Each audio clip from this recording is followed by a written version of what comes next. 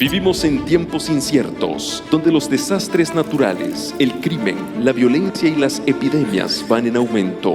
Los seres humanos viven con inseguridad y temor. En el libro de Apocalipsis encontramos respuestas a nuestros temores e inseguridades. Nos revela el pasado, el presente y el futuro, pero sobre todo, el Apocalipsis es la revelación de Jesucristo.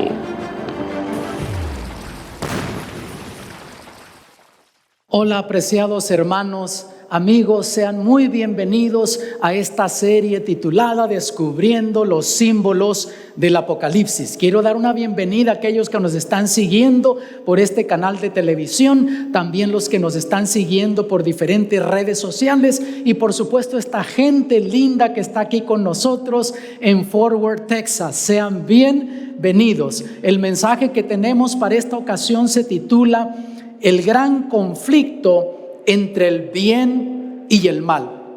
Hemos estado viendo en esta serie que este conflicto es real, una batalla real.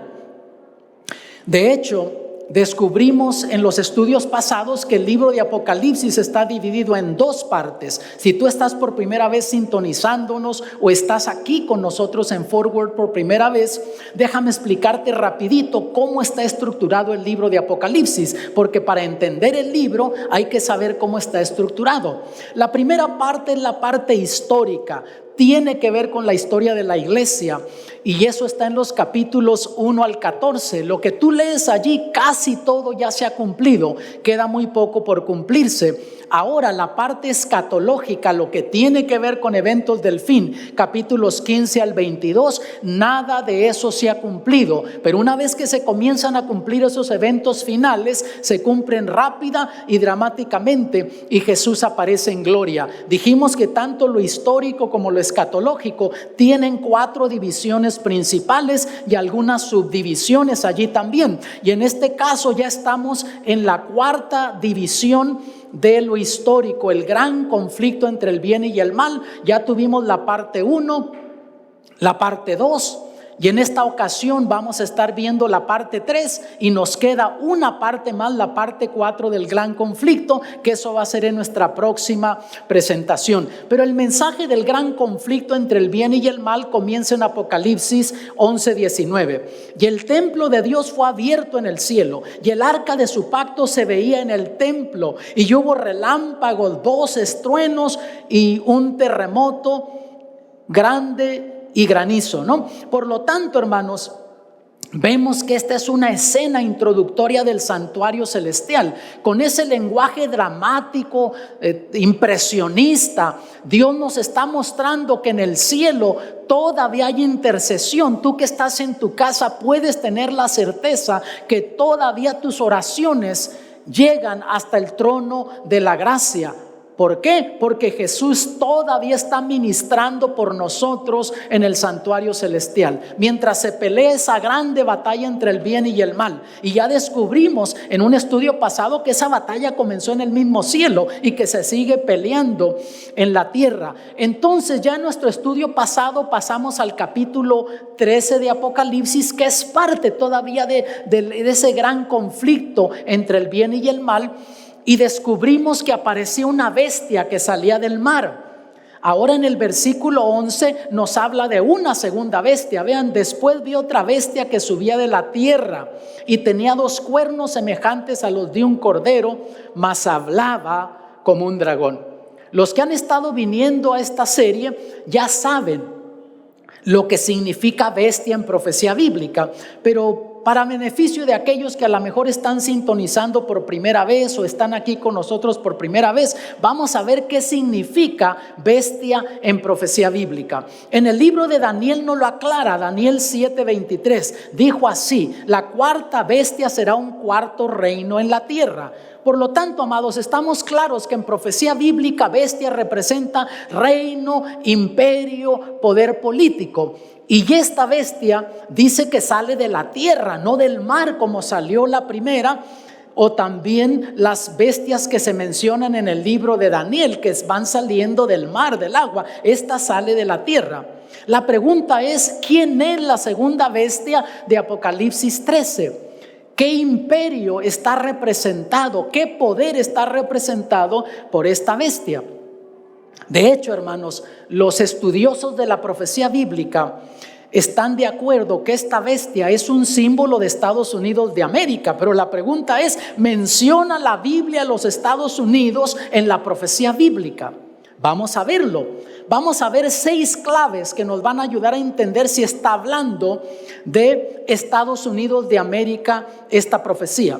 La primera clave es que surgió en el tiempo correcto. Yo les he hablado que la Biblia se va desarrollando cronológicamente en la historia de la iglesia. Entonces la pregunta es, ¿cuándo debería de surgir este poder que está simbolizado por esta bestia que sale de la tierra?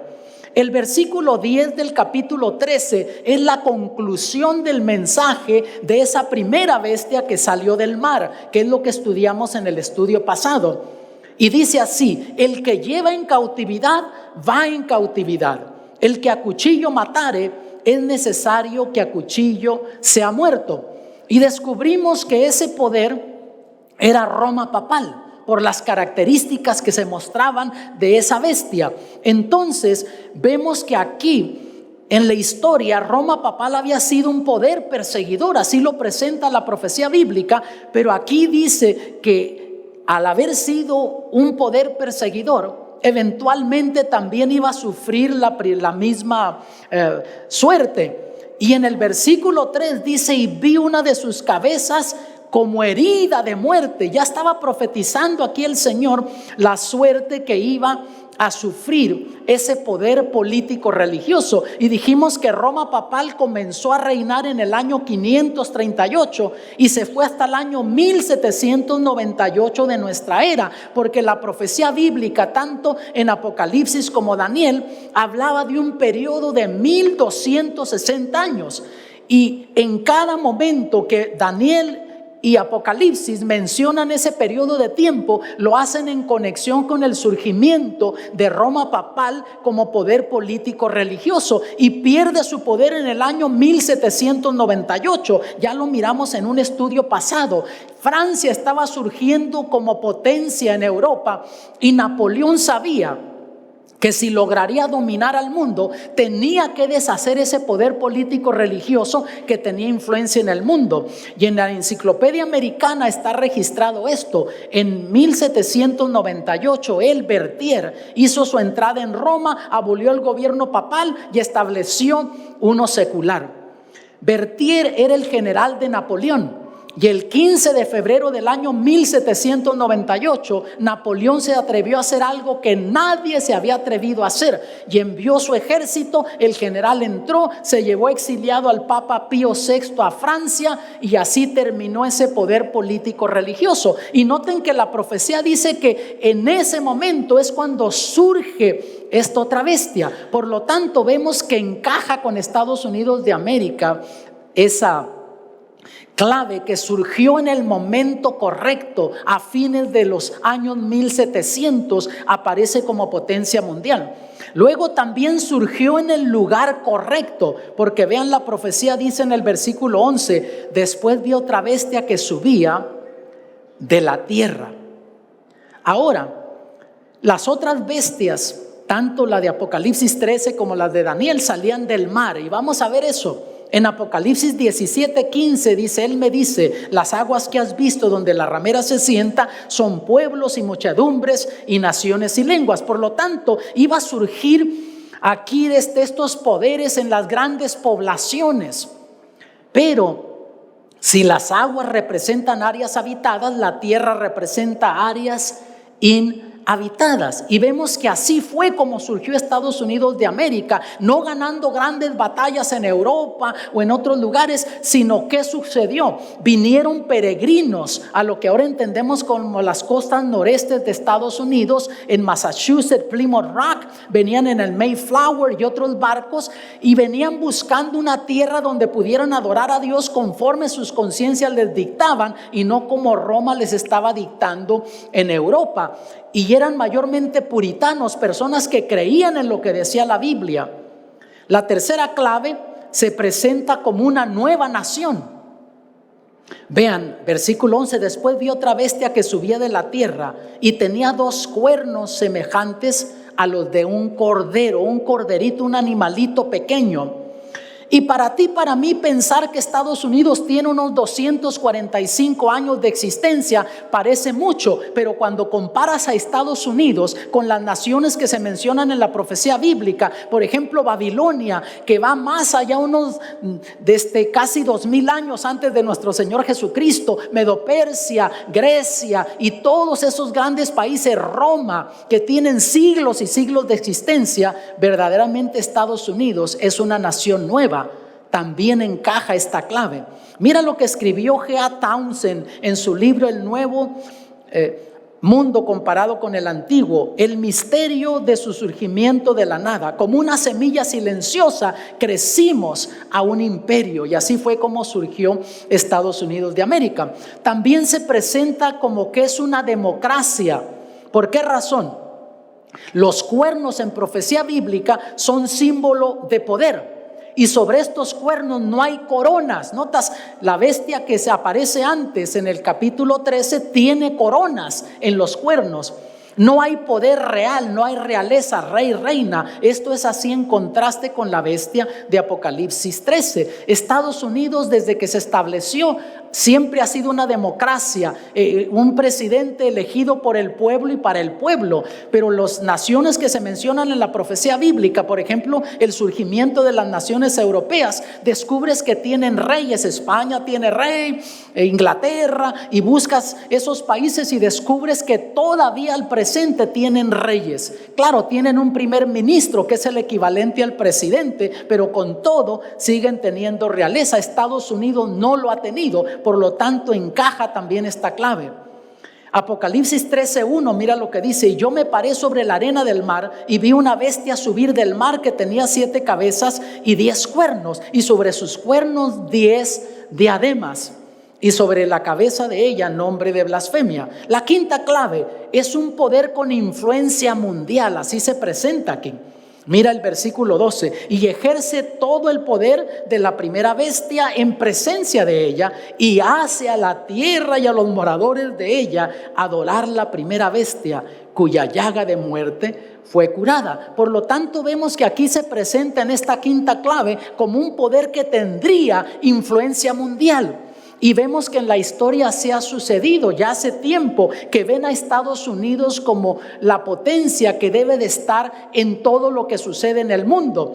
Cuando hay conflictos políticos, esperan que Estados Unidos esté mediando. Cuando hay problemas económicos, desastres naturales, esperan que Estados Unidos es el que esté a la delantera. Yo recuerdo cuando eligieron al presidente Barack Obama, mi esposa y yo salimos para el país de Bolivia. Esa noche íbamos viajando y creíamos que iba a quedar él por los sondeos que se daban, pero llegando allá la siguiente mañana en el hotel, estando en La Paz, buscamos en los noticieros y comenzaron a hablar de Barack Obama. Encontré CNN, cambié otro canal y Barack Obama, y más tarde yo quise buscar un canal local. Dije, voy a ver qué está sucediendo aquí en La Paz para cuando comiencen las conferencias a hablar de eso.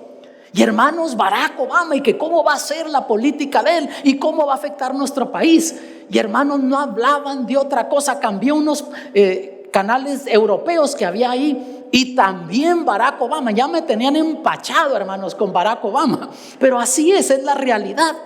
Notas, eligen a un presidente de África y ni siquiera se sabe quién es ni qué pasó, pero eligen un presidente de Estados Unidos, y para bien o para mal, Estados Unidos tiene influencia en el mundo, hermanos.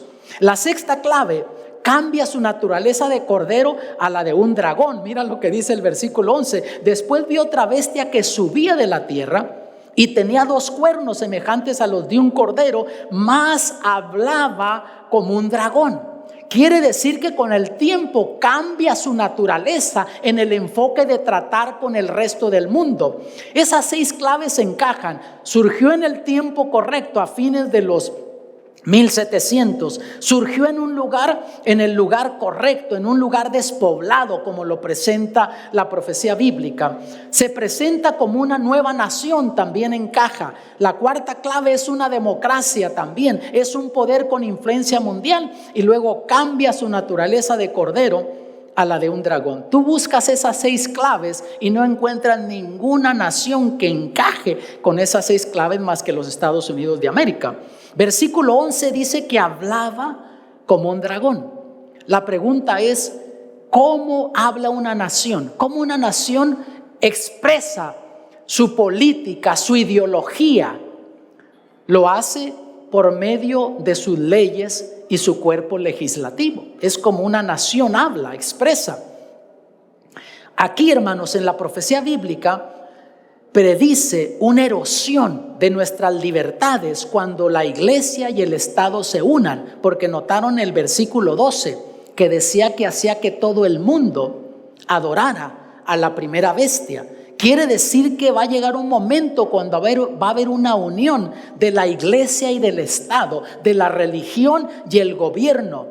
Y sabes que después del 11 de septiembre del 2001 la historia cambió para siempre. Yo no sé dónde tú estabas. Yo recuerdo que me encontraba en la ciudad de Nueva Orleans. Justo había estado dando una serie de conferencias y en las noches libres decidí regresar a casa. Y ya estaba en un avión. Yo ese martes, creo que fue lunes de mañana, sí fue un lunes de mañana, yo me encontraba dentro del avión ya para salir, 7:45, 8 de la mañana, y ya nos habíamos retirado de la terminal cuando nos regresaron. Lo único que dijeron que por seguridad teníamos que regresar, no sabíamos nada. Nos bajaron, entramos a la terminal, comenzamos a ver las imágenes en los monitores de televisión de lo que estaba sucediendo en Nueva York. Y de ahí en lo adelante cambió la historia para siempre, hermanos. Yo me quedé en el hotel, me regresé a donde había estado y comencé a ver los noticieros. Y cuando el presidente Bush dio su primer discurso a la nación y al mundo, yo me quedé sorprendido. No sé si ustedes recuerdan lo que dijo, pero noten lo que él dijo: Estados Unidos ha sido un cordero, pero ahora va a hablar como león. No citó las palabras textuales de la Biblia, que iba a hablar como un dragón, pero la idea era la misma, que había tomado una actitud pasiva. Le habían hecho ataques antes a Estados Unidos y no hacía nada, pero dijo: ahora vamos a hablar como león, o sea, vamos a tomar una actitud agresiva contra aquellos que nos han atacado. Y también dijo al resto de las naciones: el que no está con nosotros está contra nosotros. Y comenzó a hacer una coalición rápido. Y sabes que una decadencia espiritual, desastres naturales y dificultades económicas impulsarán a esta unión de la iglesia y del Estado. Si yo hubiese dicho esto, y de paso lo dije años atrás, yo creo que hay gente que se rió de mí. Pero cuando tú piensas la decadencia espiritual que estamos viviendo en Estados Unidos, una nación que fue establecida con principios bíblicos cristianos, que ahora tengas que andarte disculpando por hablar de Dios, por orar públicamente y cosas como esas. Hay una decadencia espiritual. Los desastres naturales, amados, los estamos viviendo, y las dificultades económicas también, y eso va a impulsar a esa unión de la iglesia y del Estado.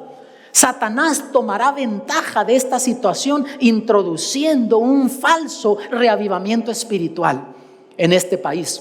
¿Has escuchado tú del movimiento ecuménico alrededor del mundo? Que vamos a unirnos, que nos separa, que diferencias, y todos creemos en Cristo, y todo eso suena muy bonito, amados, pero no se están uniendo en una plataforma basada en la Biblia, ¿notas? Mira lo que dice Apocalipsis 13, versículos 13 y 14. Y hace grandes señales, de tal manera que aún hace descender fuego del cielo a la tierra delante de los hombres, y engaña a los moradores de la tierra por las señales que le ha sido dado hacer en presencia de la bestia. Y aquí está hablando de Estados Unidos con ese movimiento evangélico, y notas que bajar fuego del cielo es un símbolo del poder del Espíritu Santo, y estas señales que hacen ¿qué dicen? Reclaman que es con el poder del Espíritu Santo, y tú ves esos movimientos y la gente busca esos movimientos aparatosos, los milagros aparatosos. Y no me malentiendas, que tú que me ves desde tu hogar, yo creo en los milagros, pero el hecho de que sucede un milagro no es la autenticidad de la verdad de Dios, porque el diablo tiene poder también para hacer milagros. Y si no lo crees, léete en el libro de Éxodos, cuando Dios mandó a Moisés que hablara con Faraón para que dejara salir al pueblo de Israel. ¿Qué sucedió? Dios obraba un milagro por medio de Moisés. ¿Y qué hacía Faraón? Con sus magos, ellos duplicaban, replicaban esos milagros. El hecho de que suceda un milagro no es la autenticidad de la verdad de Dios. ¿Notas? El diablo tiene ese poder. Hay un milagro solamente que el diablo no puede duplicar. ¿Y sabes cuál es? La transformación del alma, la transformación del corazón. Eso solo el Espíritu de Dios puede obrarlo. El hecho de que tú quieras servir a Dios, que quieras guardar sus mandamientos, hacer la voluntad de Dios, ser un hombre diferente, una mujer diferente, eso no lo puede obrar el diablo, solamente el Espíritu de Dios. Y el hecho que tú estás aquí con nosotras ahora me dice que el Espíritu Santo ya está hablando a tu corazón y trabajando en tu vida. Si no, no estarías aquí. Tú que nos estás viendo desde tu hogar, podrías estar viendo cualquier otra cosa menos que esta programación. Eso me dice que el Espíritu Santo ya está obrando en tu vida. Mira lo que dijo Jesús en Mateo 24:24, porque se levantarán falsos cristos y falsos profetas y darán señales grandes y prodigios, de tal manera que engañarán, si es posible, aún ¿a quién? A los escogidos, aún la gente buena. Si tú te descuidas espiritualmente, vas a ser arrastrado por estos movimientos religiosos que ahora comienzan a predominar en nuestra nación. Apocalipsis 16:14, ya lo vamos a ver cuando entremos al mensaje de las últimas 7 plagas. Pero mira lo que dice: porque son espíritus de demonios que hacen señales para ir a los reyes de la tierra y de todo el mundo, para congregarlos para la batalla de aquel gran día del Dios Todopoderoso. Notas que el diablo con su poder está obrando ese tipo de milagros. Incluso el Señor Jesús, mira lo que dijo en Mateo 7:21 al 23: no todo el que me dice Señor, Señor, entrará en el reino de los cielos, mas el que hiciere la voluntad de mi Padre que está en los cielos. Muchos me dirán en aquel día: Señor, Señor, no profetizamos en tu nombre, y en tu nombre lanzamos demonios, y en tu nombre hicimos ¿qué? Muchos milagros. Obraron milagros. Pero si no fue con el poder del Señor, ¿con qué poder fue? Apocalipsis 16 dice que son espíritus de demonios. ¿Notas? Y hay gente que basa toda su experiencia religiosa en prodigios, en milagros. Nuestra experiencia debe de estar basada en lo que dice la palabra de Dios, no en los prodigios y estas cosas. Y entonces les protestaré: nunca os conocí, apartados de mí, obradores del mal. Se llamaron cristianos, pensaron que lo estaban haciendo con el poder del Señor, pero no era con el poder del Señor Jesús. Y con todo, la gente sigue buscando esos grandes movimientos. En cierta ocasión yo hablaba con un caballero que me hablaba de esos grandes milagros, y no recuerdo para dónde se dirigió la conversación. La cosa es que yo le mostré, le dije: mira lo que la Biblia dice. Y él me dijo: no, hermano, yo ya no leo la Biblia. Le digo: ¿y por qué no, hermano? No, es que ya el Señor me tiene enloquecido con su espíritu. Yo solo me dejo guiar por lo que el Espíritu me dice. Hermanos, ¿será eso lo que hará el Espíritu de Dios? El Señor Jesús dijo: el Espíritu de verdad os guiará ¿a qué? A toda verdad. Y dijo el Señor Jesús: santifícalos en tu verdad, tu palabra es verdad. Por lo tanto, hermanos, nuestra guía debe de ser la palabra de Dios. Pero ya para la mayoría del cristianismo no tiene mucha relevancia la Biblia. Yo he hablado con personas que se llaman cristianas y que son líderes religiosos. Dicen: bueno, es cierto, la Biblia dice eso, pero yo lo veo de esta manera, o yo lo creo así. Vivimos en el tiempo del relativismo, que la gente se deja guiar por lo que piensa, por lo que cree, por sus sentimientos. Pero los sentimientos varían. Un momento te sientes de una manera, otro momento te sientes de otra. Pero cuando te dejas guiar por principios, por lo que dice la Biblia, ahí tienes una base segura. Mira lo que escribió el editor de la revista de Cristiandad para Hoy, Harold Lindsey. Ya desde algunas décadas atrás ya se comenzaba a hablar de esto. Todos los negocios, incluyendo estaciones de gasolina y restaurantes, deberían cerrar cada domingo. Y movimientos evangélicos están hablando de esto, amados. Ya anoche en el estudio pasado miramos eso, que va a haber una ley dominical. Pero ¿qué pasa? Lo dicen con buena intención porque están viendo la desintegración familiar, hogares en crisis. Y dicen matrimonios en crisis, dicen ocupamos regresar a los principios, que la gente no trabaje, que todo esté cerrado para que vayan a la iglesia y entonces se unan las familias.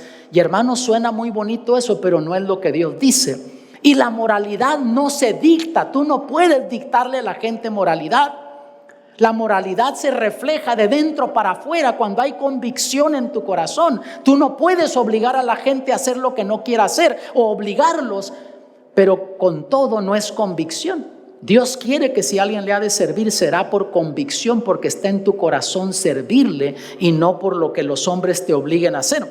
Mira lo que dijo aquí Isaías 8:20 hablando el Señor. A la ley y al testimonio, si no dijeren conforme a esto, es porque no les ha amanecido. Puede sonar muy bonito, puede parecer bonito, pero mi amado que nos ves desde tu hogar, si no es lo que dice la palabra de Dios, nosotros como cristianos debemos de mantenernos obedeciendo lo que dice la palabra de Dios y no lo que digan los hombres.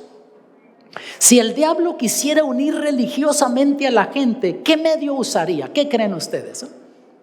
Bueno, alguien dijo que la historia es la mejor consejera.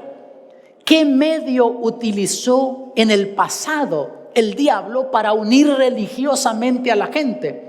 Si vamos a la historia, ya en un estudio pasado yo hablé, cuando hablamos de los sellos, de cómo fue desarrollándose el cristianismo en la historia. Pasó por un periodo de persecución, pero llegamos a los años 313 y surge como emperador Constantino en Roma, y en vez de perseguir a los cristianos, él le abre los brazos al cristianismo en su imperio, pero hace una fusión de un tipo de religión cristiano pagana. No voy a entrar en detalles de los cambios que hizo, pero sí algo que está aquí registrado en el edicto de Constantino. Tú lo puedes buscar en enciclopedias, aún en internet. Esto sucedió en el año 321 después de Cristo. Dijo él así: en el venerable día del sol, que los magistrados y la gente que reside en las ciudades descansen y que todos los talleres sean cerrados. Aquí se emite la primera ley dominical en el nombre de religión, hermanos, porque hace una fusión de una religión cristiano-pagana. Y notan que dice en el venerable día del sol. ¿Por qué razón? Porque los romanos paganos en el primer día de la semana adoraban al dios sol, y a los cristianos Constantino les dice que van a guardar el primer día de la semana, no más el sábado, porque en ese día resucitó el Señor Jesús. ¿Quieres celebrar la resurrección del Señor Jesús? Participa de la Santa Cena. Pero vemos que usó el domingo para unificar religiosamente a la gente, y al fin del tiempo lo va a hacer también el diablo. Mira lo que escribió el jefe de la Corte Suprema, William Rehnquist. Él murió en el 2005, pero ya desde entonces se hablaba de esto. Mira, la pared de separación entre la iglesia y el Estado es una metáfora basada en una historia equivocada, una metáfora que ha probado ser inútil como guía para juzgar. Francamente, debería ser explícitamente abandonada cuando hay separación de la iglesia y del Estado. Pero dice, eso debería desaparecer ahora que la iglesia pueda dictar en asuntos políticos, el gobierno que dicte en asuntos religiosos. En el periódico de St. Louis Dispatch, en el año 1991, terminando ya ese siglo, mira lo que dice: mientras que este segundo siglo de leyes de derecho se cierra, la Suprema Corte está redefiniendo lo que la libertad religiosa significará en el tercer siglo. En forma general, el nuevo enfoque de la Corte ayuda a las religiones convencionales, mientras que afecta a las no convencionales. ¿Qué está diciendo aquí? Si tú perteneces a la mayoría, sigues lo que la mayoría hace, no va a haber problema. Pero tú decides ir en contra de la mayoría y entonces te vas a ver en problemas. Pero yo te pregunto, amado, tú que nos ves desde tu hogar, ¿cuándo la verdad de Dios ha pertenecido a la mayoría? Jesús no pertenecía a la mayoría y no por eso dejó de ser la verdad de Dios. El versículo 15, mira lo que dice: y le fue dado que diese espíritu a la imagen de la bestia, para que la imagen de la bestia hable. La pregunta es, ¿qué es la imagen de la bestia? Yo me fui al diccionario a ver qué es imagen y decía: una imagen es una semejanza de algo, ¿no? Quiere decir que Estados Unidos, al entrar en esa unión de la iglesia y del Estado, lo que haría, amados, sería que usaría los mismos métodos que en el pasado utilizó Roma papal: la persecución, la opresión, quitar las libertades de la gente, tratar de controlar a la gente. Mira lo que está escrito en la revista Liberty, hablando de lo que los cristianos estaban diciendo, el mundo evangélico. Si los cristianos se unen, podemos hacer cualquier cosa, podemos pasar cualquier ley o enmienda, y esto es exactamente lo que queremos hacer. Y tú ves ahora grupos religiosos metidos en los asuntos políticos y apoyando a este político y después esperando que metan leyes que vayan en tono con lo que ellos quieren. Pat Robertson, en su libro El Nuevo Orden Mundial, él es un evangélico muy reconocido aquí en Estados Unidos. Mira lo que escribió en la página 236.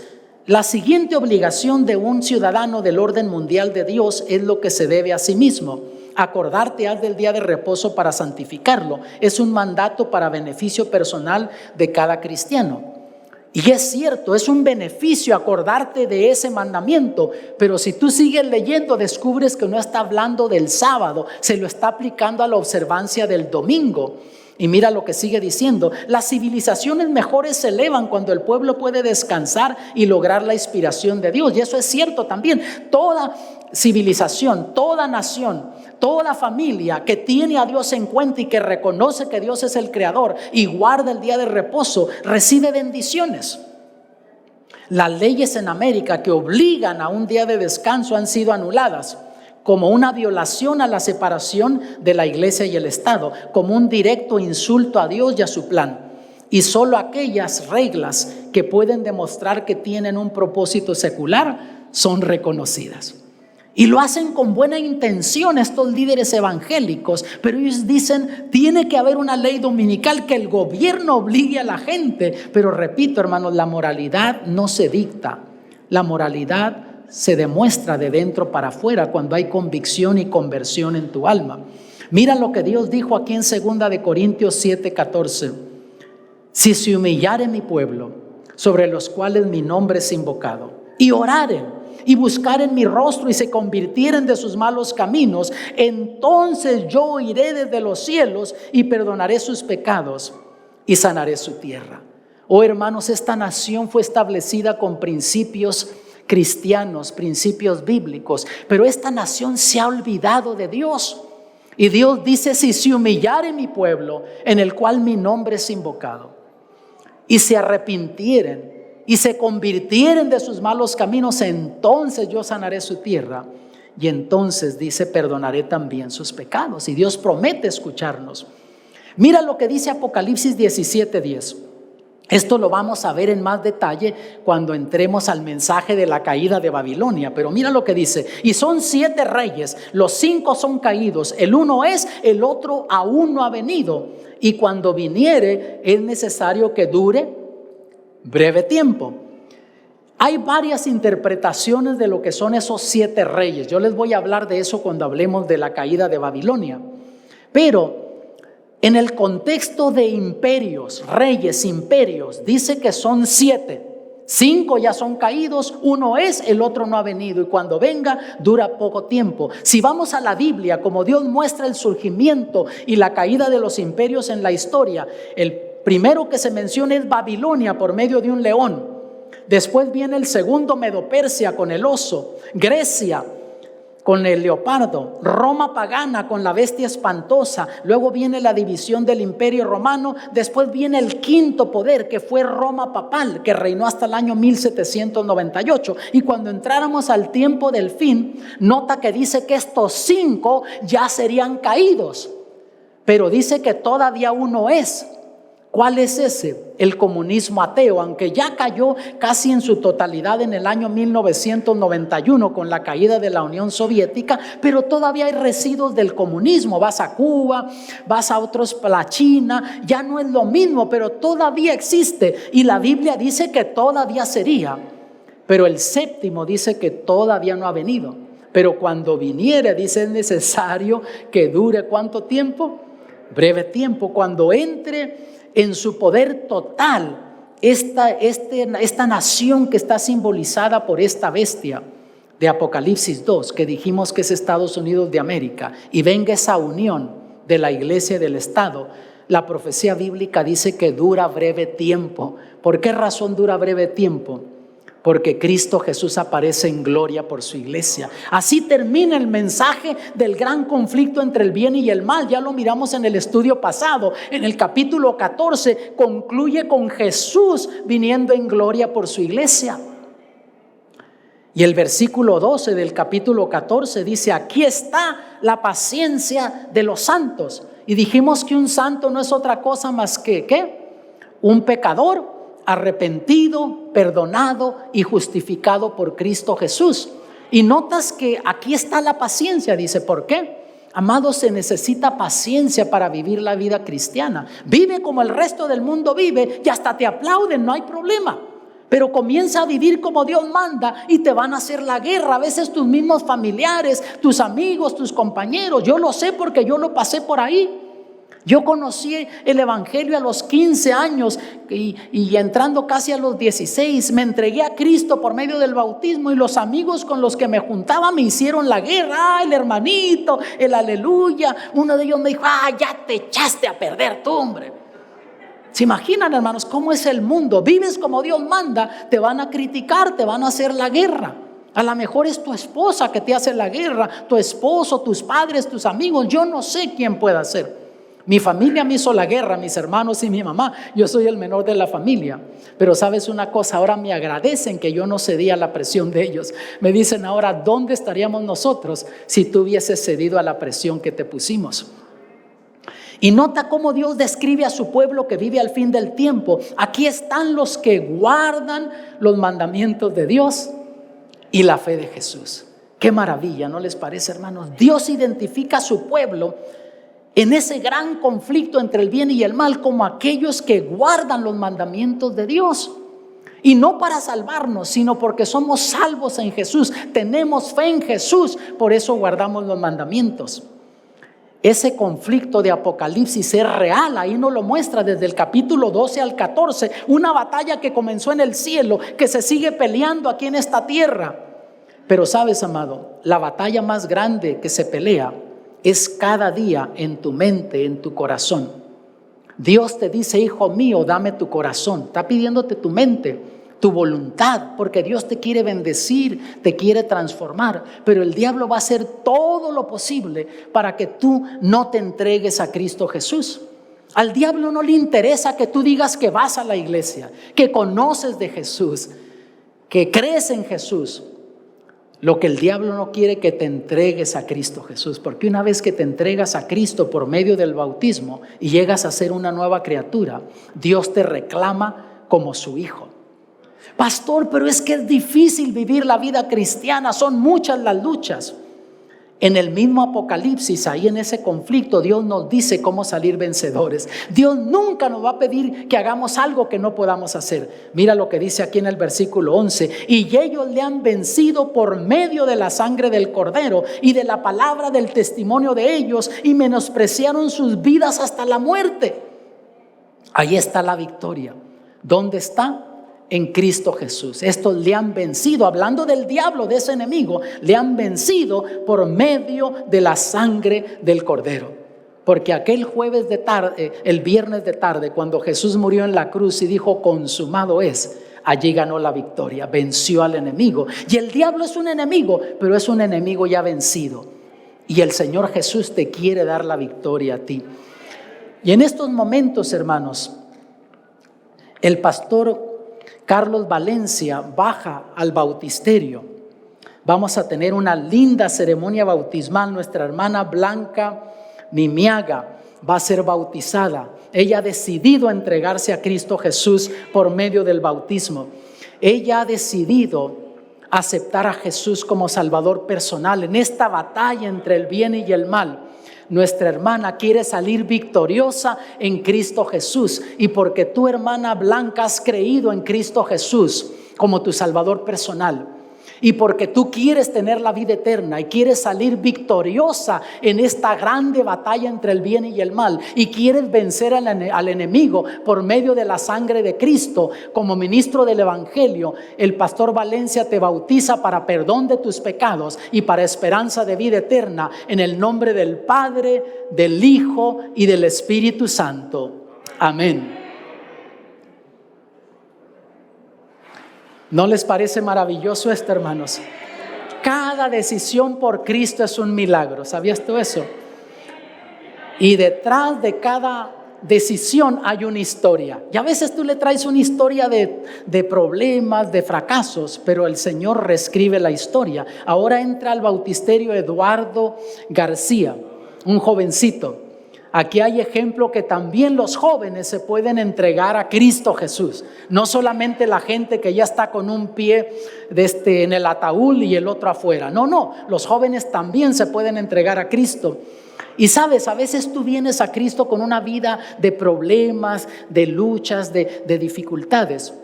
Y el Señor reescribe la historia, borra tu historia pasada y te da esperanza de vida eterna. Y Eduardo, eres mi tocayo, yo también me llamo Eduardo, no me voy a olvidar de tu nombre.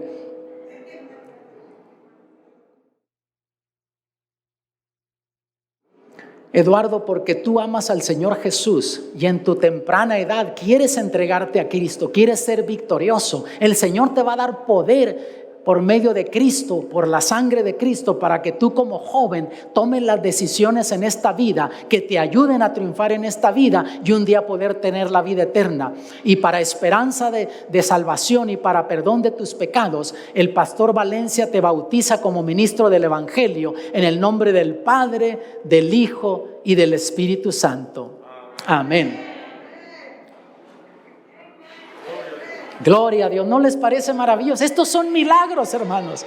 La gente está buscando milagros ahora, pero estos son los milagros verdaderos, la transformación del alma, la transformación del corazón. ¿No les parece maravilloso eso, amados? Y yo te digo, tú que estás en tu casa también, tú eres un milagro también que está por suceder. El Señor quiere bendecirte a ti también. Tú que estás aquí con nosotros ahora, tú eres un milagro también que está por suceder. Ya sucedieron estos 2 milagros y ya hay otros que habían decidido que vamos a tener otros bautismos. Nos quedan todavía unas 6 conferencias, 5 conferencias más, y pensamos tener otras ceremonias bautismales, porque mira, una serie como esta, tanto tú que nos estás viendo desde tu hogar como tú que estás aquí con nosotros, no es solo para darte información. La información que has recibido en esta serie, eso no te salva, te da conocimiento. Y yo espero que no te haya dado solo información. Yo espero haberte dado esperanza en Cristo, porque eso es lo que te salva.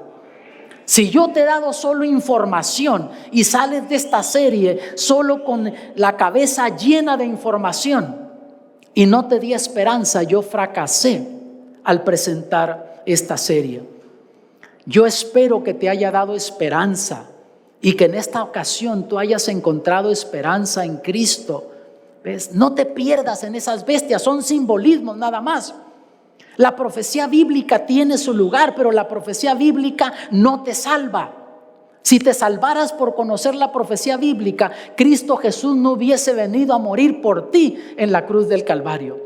Pero cuando Él dijo aquel jueves de tarde, estando en el Getsemaní, Padre mío, si es posible, pase de mí esta copa. Él decía, si hay forma de salvar a la humanidad sin que yo pase por la cruz del Calvario, muéstramelo. Pero supo el Señor que no había otro camino y dijo, sea hecha tu voluntad. Y Él murió por nosotros en la cruz. Por eso el único camino es aceptar a Cristo. La profecía bíblica te va a ayudar en tu conocimiento. Pero más que conocer la profecía bíblica, tú necesitas conocer al Señor de la profecía, que es Cristo Jesús. El personaje más importante en el Apocalipsis es Cristo Jesús. Te ama a ti, te quiere salvar. En todo el Apocalipsis nos lo presenta así. Y yo espero que ya ahora lo hayas entendido. Tú que nos ves desde tu hogar, que hayas captado eso. Busca una iglesia adventista, pídele a un pastor que te bautice, que tú quieres entregarte a Cristo, que tú quieres salir victorioso en este gran conflicto entre el bien y el mal. Y tú que estás aquí con nosotros también puedes tomar esa decisión. Yo quiero orar por ti, adulto, joven. Si ya decidiste en el pasado pero no te habías bautizado, ahora te está hablando el Espíritu Santo. Ahora es el momento. Dios dice, si se humillare mi pueblo, en el cual mi nombre es invocado, y se arrepintieren y se convirtieren de sus pecados, entonces yo desde los cielos escucharé, perdonaré sus pecados y sanaré su tierra. Y Dios quiere traer perdón y sanidad a tu vida. Yo no sé qué conflictos tienes en tu matrimonio, en tu hogar, pero el Señor te quiere sanar emocionalmente, te quiere sanar espiritualmente, pero tú ocupas decidir por Cristo. Yo quiero orar por ti. Alguien quisiera tomar esa decisión ahora, decir, Señor, yo quiero ser bautizado. No estoy hablando en este momento, pero si tú por lo menos decides ahora, y ya veremos con el pastor en qué momento tenemos esa ceremonia bautismal, pero tú quieres salir de aquí sabiendo que tienes esperanza, que has vencido por medio de la sangre del Cordero. ¿Quién va a ser la primera persona? Levanta tu mano para orar por ti. Joven, adulto, si te gustaría entregar tu vida a Cristo, aquí está la primera decisión. Gloria a Dios. El primer milagro. Y cada decisión es un milagro. ¿Sabían ustedes, hermanos? Pero todavía hay otros milagros que están por suceder. ¿Quién va a ser la siguiente persona? Joven, adulto, que el Espíritu Santo te ha hablado. Levanta tu mano en el nombre de Cristo para que luego yo ore por ti también. ¿Quién va a ser la otra persona? ¿Qué más esperas que haga Dios por ti? ¿Qué ya ha hecho el Señor por ti? ¿Qué más esperas que haga para demostrarte que te ama? Para demostrarte que te quiere dar la vida eterna. ¿Qué más vas a esperar que Él tenga que hacer? Ya ha hecho todo Él por ti y te sigue amando y es paciente. Pero hermano, con todo tú tienes que decidir cuando el Señor te ha llamado. No te vayas a ir ahora sufriendo a tu casa porque el Espíritu Santo te habló y tú te vas a tu casa sufriendo porque no decidiste. Ahora, dice la Biblia, es el día de salvación. Por lo menos debe haber alguien más. Yo ya estoy por orar por esta hermana y por los que están en sus hogares, que están decidiendo por Cristo. Pero por lo menos hay un milagro más que está por suceder. ¿Quién es ese milagro? Yo no sé, pero por lo menos hay uno más que falta, que está por decidir. Joven, adulto, ¿dónde está esa persona? Levanta tu mano en el nombre de Cristo. Rompe esas cadenas que te impiden ser libre en Cristo. ¿Quién eres tú? Levanta tu mano. El Señor está esperándote. Y aquí hay alguien sin duda que está orando por ti, que te ama lo suficiente, que te quiere ver en el reino de los cielos. Y están orando para que tú tomes esa decisión. Y Dios hará todo lo posible en tu vida, menos forzar tu voluntad. Tienes 30 segundos para tomar esa decisión. ¿Quién es la otra persona? Joven, adulto, un milagro más. Yo podría esperar por ti toda la tarde y la noche si fuera posible, pero tenemos que cerrar esta programación.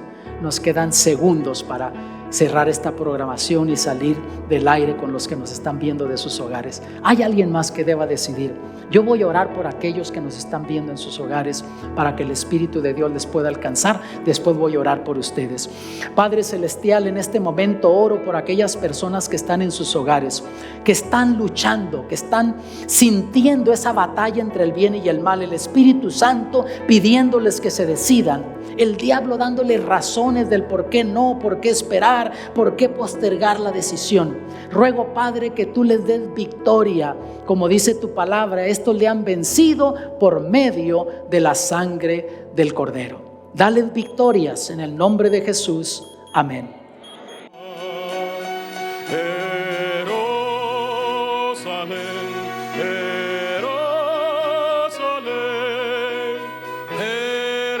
Mi amado hogar, hosanas en las alturas.